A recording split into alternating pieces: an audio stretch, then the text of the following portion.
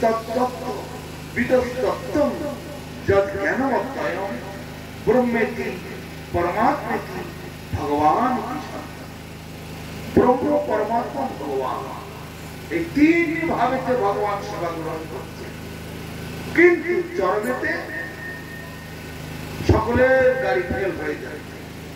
একমাত্র যারা ভগবান রূপে তাকে আরাধনা করতে পেরেছেন, সেবা করতে পেরেছেন, তার নাম গুণগান কীর্তন করতে পেরেছেন, তারাই একমাত্র তার নামে প্রাপ্তি লাভ করে।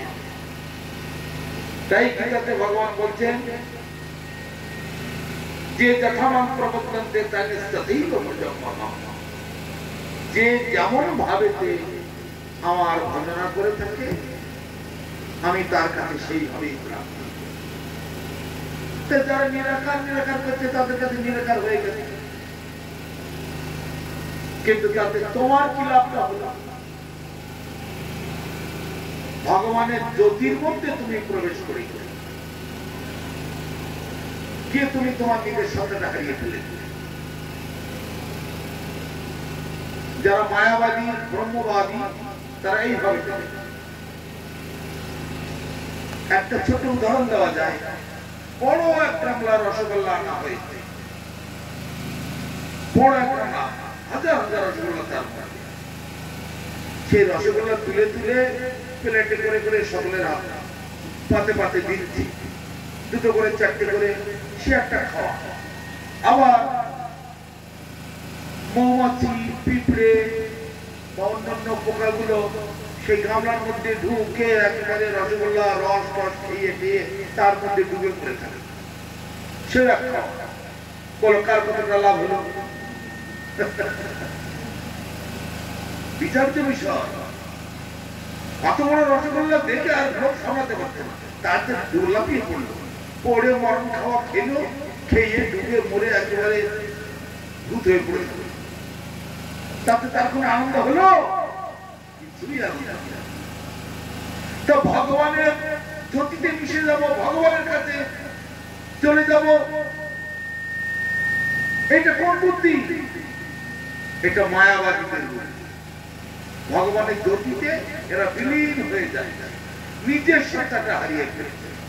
কিন্তু মহাপ্রভু এসে বুঝিয়ে দিচ্ছেন এটা নয়, জীব নিত্য কৃষ্ণ দাস, আর ভগবান তিনি নিত্যকালের প্রভু। তিনি প্রভু, আমরা দাস, আমরা তার সেবা করব, সেবার সুখ লাভ, সেবানন্দ লাভ, এই হচ্ছে আমাদের। এই সম্পর্কটাকে পুনরায় জাগিয়ে তোলবার জন্য ওই জগন্নাথ, ওই কৃষ্ণ তিনি গৌরাঙ্গ হয়ে কলিযুগের দিনকে শিক্ষা দিয়েছেন। কলিযুগে সাধু পাওয়া দুর্লভ জানিয়া সাধু গুরু রূপে কৃষ্ণ আইলা নদিয়া। কলিযুগে সাধু খুব দুর্লভ, তাই সাধু রূপে গুরু রূপে স্বয়ং কৃষ্ণ তিনি নেমে এসেছেন। গতকাল বলছিলাম বাসুদেব ঘোষ কহে জোড় করি হাত, যে গৌর সেই কৃষ্ণ সেই জগন্নাথ। অতএব সেই জগন্নাথ আর গৌর আর কৃষ্ণ একই কথা। তাই ভাগবতে একটু ভাগবত কথা, একটা ভাগবত গ্রন্থ এখানে রোজ রাখা উচিত।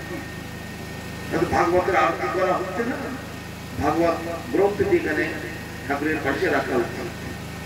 তাহলে যে ভাগবতেতে ভগবানের নাম ও মহিমা দিয়ে তৈরি সমস্ত ভাগবত, সে ভাগবতে ভগবান বলছেন যে ওই ভগবত ভক্তা উপায়াহীন ছাত্রলব্ধয়ে আমজপুংসাং অবিদ্যসাং বিদ্যিং ভাগবতাং পিতা।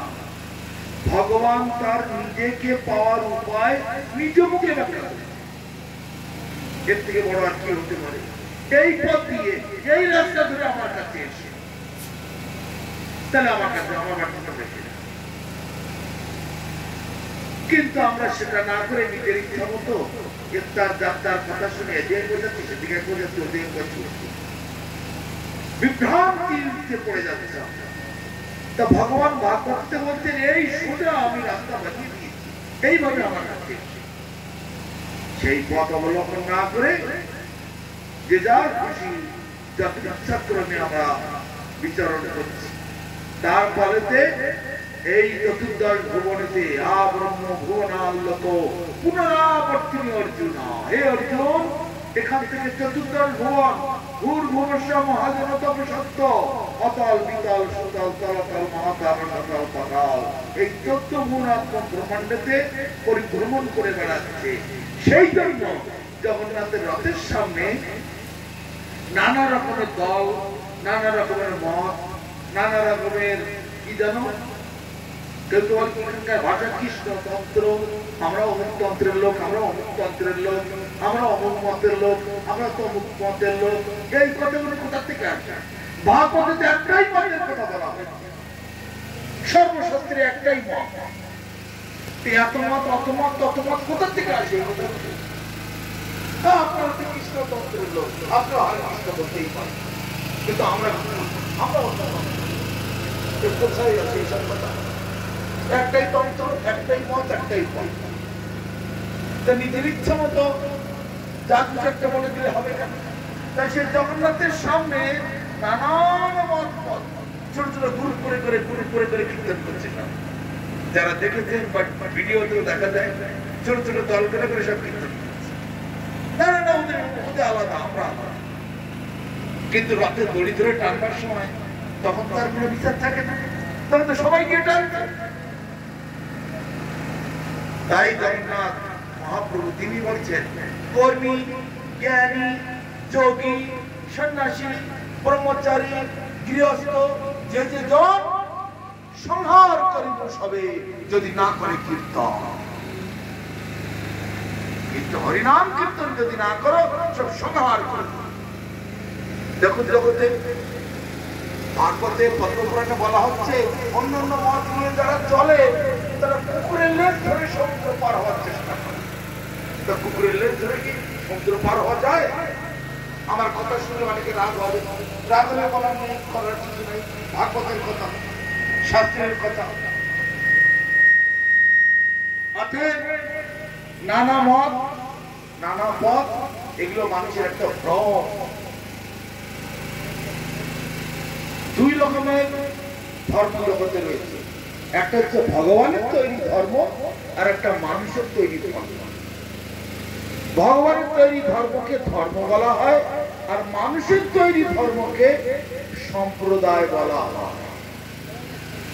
ধর্ম আর সম্প্রদায় দেখতে প্রায় সমান, কিন্তু সমান নয়। জল আর বরফ দেখতে প্রায় সমান। জল তরল জিনিস আর বরফ শক্ত জিনিস। এক গ্লাস জল কারো গায়ে ছুঁড়ে মারলে সে মরে যায়, কিন্তু যে গ্লাসের মাঠে একটা বরফ যদি কারো গায়ে ছুঁড়ে মারা হয় মরে যাবে না। তাহলে ইটপাট খেলে মতো তো বরফ, তাই না? একদিনের জল পিপাসা পেয়েছে, এক গ্লাস জল খেলে পিপাসা মিটে গেল, কিন্তু সেই ব্যক্তিকে ওই গ্লাসের মাঠে একটা বরফ দেওয়া হলো, সে ওই জিভে ঘষে ঘষে কোন রকমে পিপাসা কিছুটা মিটবে, কিন্তু সে বেশক্ষণ পারবে না, জিভ ঠান্ডা হয়ে যাবে, শরীরের তাপ হ্রাস পাবে, কোন মতে সে অ্যাডজাস্ট করতে পারবে না। তাদের জল আর বরফ তাহলে আলাদা, কিন্তু জল থেকেই বরফটা হলো। কি করে হলো? পারিপার্শ্বিকতার কারণে অবস্থার পরিবর্তন হয়েছে। এখন দেখুন, কেউ ফ্যানের কথা বলছে না, কেননা মৌসুমটা একটু নিম্নচাপ হয়েছে, বৃষ্টি ঠান্ডা, সেই জন্য সব গেঞ্জি গায়ে দিয়ে, কাপড় গায়ে দিয়ে, হাত পা কুড়ি দিয়ে বসে আছে।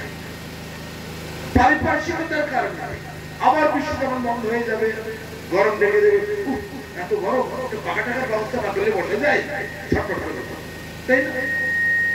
তার মানে পারিপার্শ্বিকতার কারণে জলটা জমে বরফ হয়েছে, আবার পারিপার্শ্বিকতার কারণে ওই বরফ আবার গলে জল হয়েছে। তাহলে ধর্মের স্বাভাবিক অবস্থাটা কি? জলের স্বাভাবিক অবস্থাটা হচ্ছে তারল্য, তো ধর্মের স্বাভাবিক অবস্থা স্বতঃস্ফূর্ত বৃদ্ধি।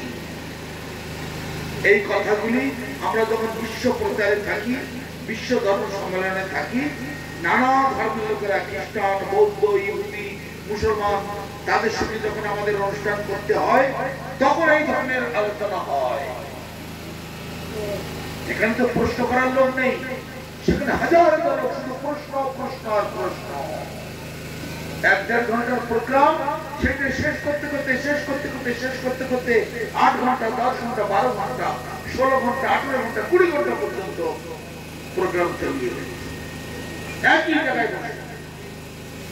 এত তাদের প্রশ্ন, এত তাদের জিজ্ঞাসা, কারণ এই ধরনের কথা তারা কোনোদিন শুনেনি।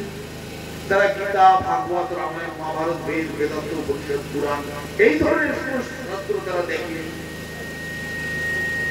তাই তাদের অজস্র প্রশ্ন, শেষের প্রশ্নের উত্তর আমরা এমন ভাবে তাদের কাছে পরিবেশন করেছি, আমাদের গুরুবর্গেরা এমন ভাবে সেই প্রশ্নের উত্তর দিয়েছে, তারা দুহাত করে হাততালি দিয়েছেন এবং হাজার হাজার মুসলমান, হাজার হাজার খ্রিস্টান, বৌদ্ধ, তারা সব এখন আমাদের এই পথে চলে এসেছে।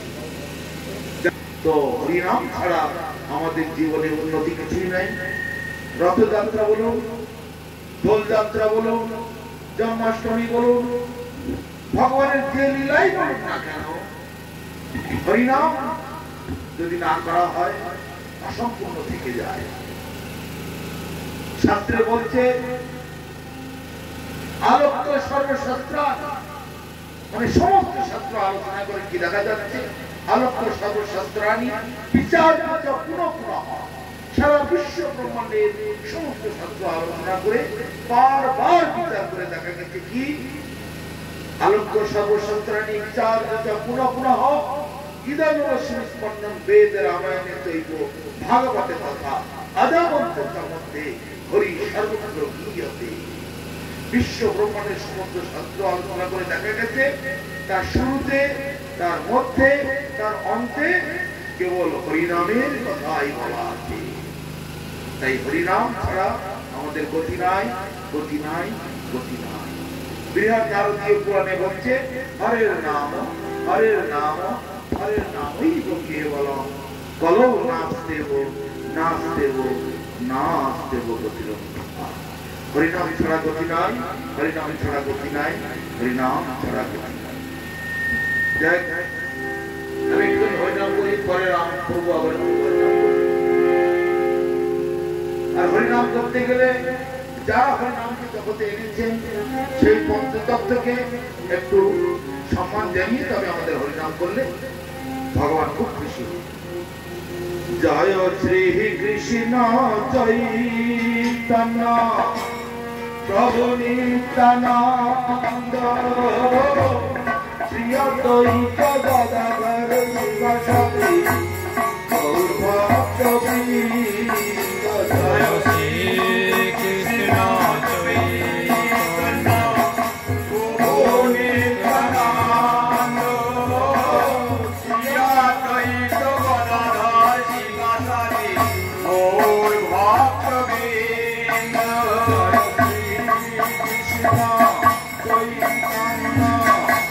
প্রভু নিত্যানন্দ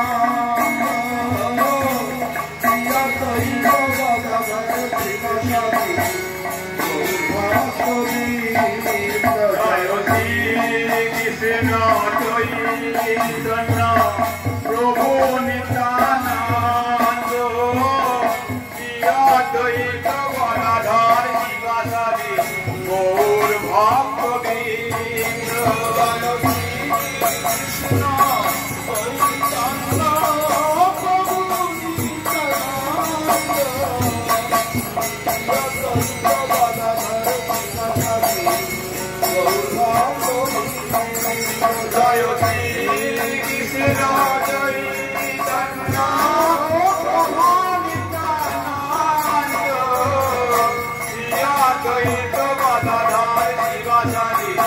Oh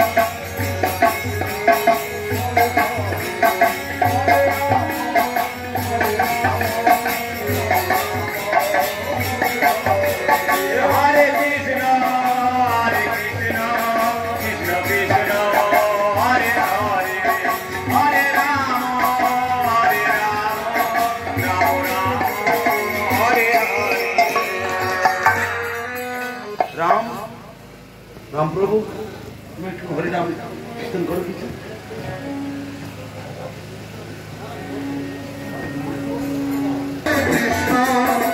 কৃষ্ণ কৃষ্ণ হরে হরে হরে রাম হরে রাম রাম রাম হরে হরে কৃষ্ণ কৃষ্ণ কৃষ্ণ কৃষ্ণ হরে হরে হরে রাম হরে রাম রাম হরে হরে হরে কৃষ্ণ কৃষ্ণ কৃষ্ণ কৃষ্ণ হরে হরে হরে রাম হরে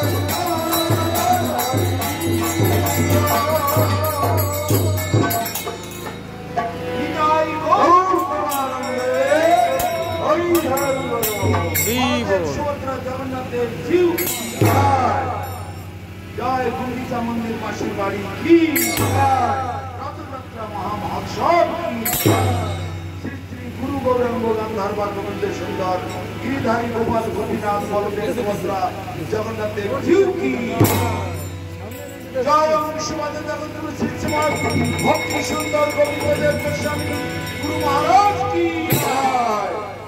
জয় অনন্ত শ্রী বিভূষিত অংশবাদ পরমহংস পরিত্রাণাচার্য বদ্রাচার্য সকল শ্রী শ্রী শ্রীমৎ ভক্তি রক্ষক শ্রীধর দেব গোস্বামী পরম গুরু মহারাজ কি জয়। দেবী কি জয়। তুলসী দেবী কি জয়। ভক্তি দেবী কি জয়। বলদেব সুভদ্রা জগন্নাথ দেব জিউ কি জয়। অনন্ত কোটি বৈষ্ণব মন্ডলী কি জয়। জয় নীলাচল ক্ষেত্র কি জয়। বৃন্দাবন ধাম কি জয়। নবদ্বীপ ধাম কি জয়। সপার্ষদ গৌর হরি কি জয়। সপার্ষদ জগন্নাথ দেব জিউ কি জয়। ভুবন মঙ্গল হরিনাম সংকীর্তন কি জয়। গৌর সমানন্দে।